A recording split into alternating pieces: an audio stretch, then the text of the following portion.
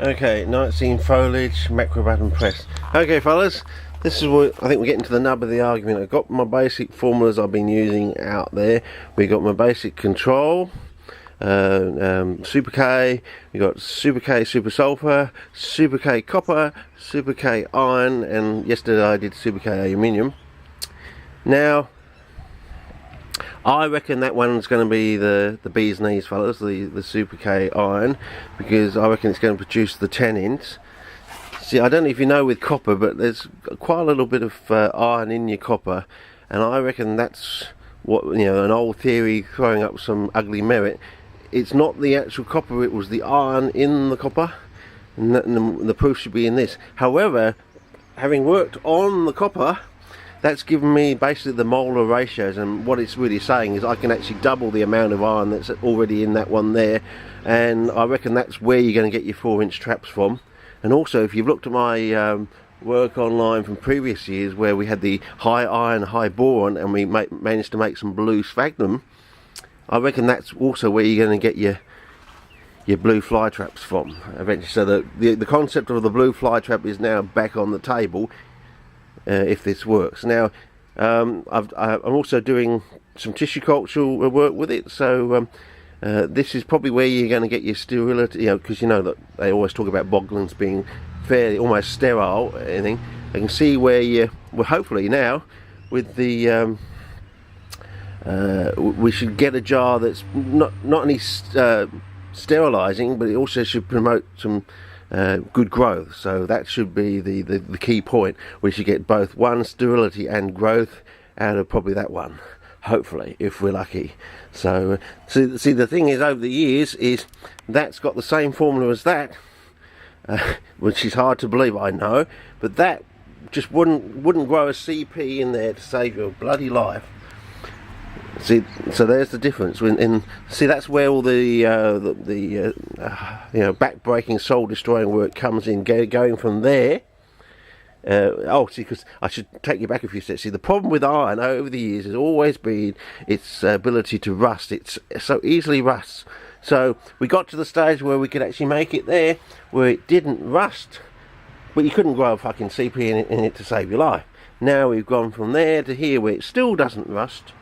And it looks like we got the iron into a form, what I think in quotes is a colloidal form of iron, a specialist form of iron, which I think most of us refer to as tannins in quotes. So yes, it's 1:24 in the afternoon, in case you were wondering. I'm not crazy.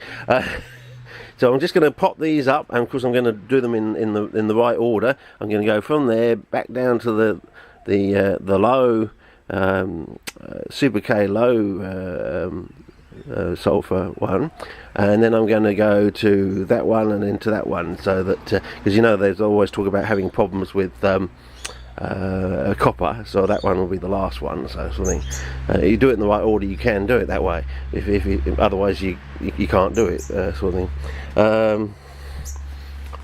Anyway, so I'm going to get down to this. I just thought you'd like to know that the possibility of large blue fly traps is now back on the table, but it's taken a lot of work to, you know, it's been going on and off the table over the years, but now I think we've got it, because that's the best one yet I've got for solubility, and yeah, it produced a. I'll show you later once it's set, but.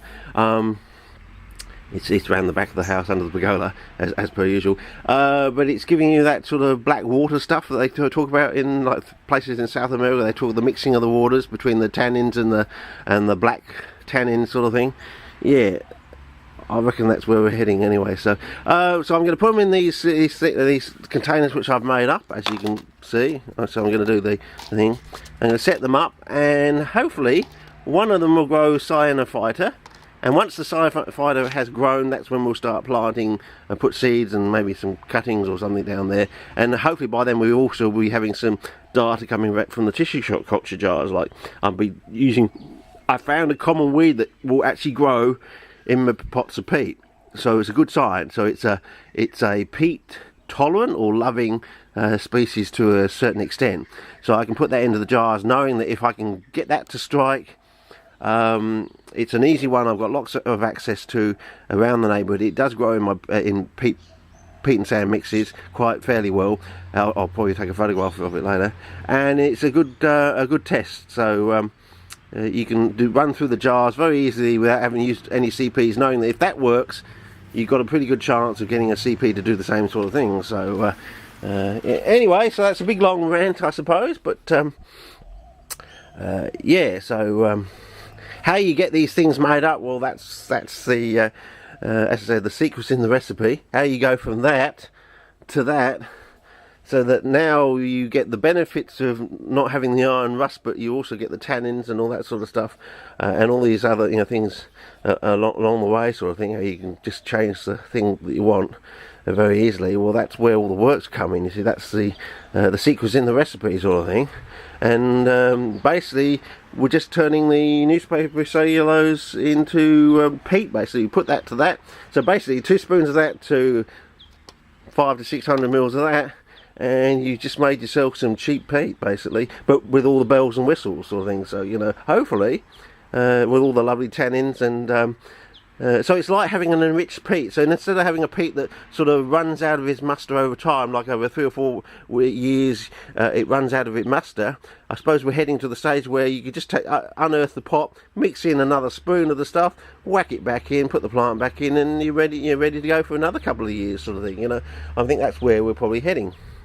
Because slowly those tannins and stuff are going to slowly permeate out from the bottom of the pot, from the bottom of the pot sort of thing, through your bricks into the water, and because you'll be changing your water on a fairly regular basis. Yeah, so well, there we go. Well, I'll get onto it then. Okay, and I'll slowly pop them up and I'll put them out on the thing, and whether I'll keep these clips back until I've actually got some success in the jars to show you, and then put the thing. But if I start getting success like that, I would expect the plane tickets to turn up from the ICPS, and then I can start writing my thesis, you see. So plane tickets, thesis, book, go on from there sort of thing. That's the way I want to run it sort of thing. So, but I'll show the evidence that you get some success, and then I expect the plane tickets to turn up. Then I'll get down to writing the thesis, which will have the secret recipe in it, sort of thing, that you can easily make up yourselves, and that will start the CP revolution, basically. And you'll be able to do tissue culture at home, rough as guts, set and forget. You just, a spoon of that in your jar, pour it in, let it cool down, whack your piece of kite, dioneers, floaters, helium for whatever you want, and yeah, that's it, you're done. No laminar flow required. You've got your sugar in there, of course, but sugar's cheap. It's dirt cheap.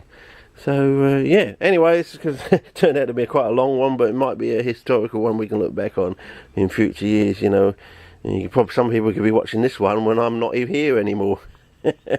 Okay, over and out.